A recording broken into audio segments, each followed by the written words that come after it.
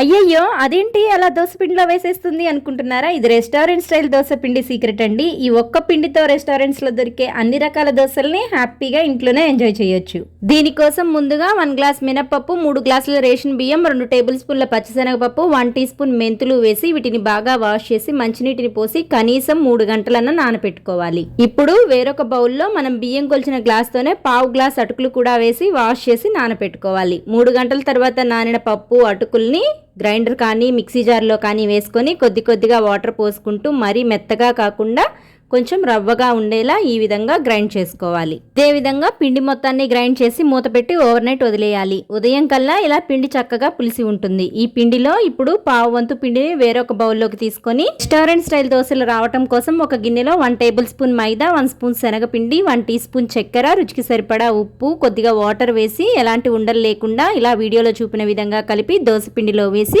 ఇప్పుడు హీట్ అయిన cast iron పనం మీద గిన్నె నిండుగా పిండిని తీసుకొని దోశను స్ప్రెడ్ చేసుకొని మీకు ఇష్టమైన ప్లెయిన్ దోశ, ఆనియన్, మసాలా, నెయ్యి కారం దోశ ఏది కావాలన్నా ఇంట్లోనే తక్కువ ఖర్చుతో వేసుకోవచ్చు. రెసిపీ నచ్చితే లైక్ చేయండి. ఇలాంటి మరిన్ని సింపుల్ అండ్ క్విక్ రెసిపీస్ కోసం మన ఎంవి ఫుడ్ బైట్స్ ఛానల్ని సబ్స్క్రైబ్ చేసి ఫాలో అవ్వండి.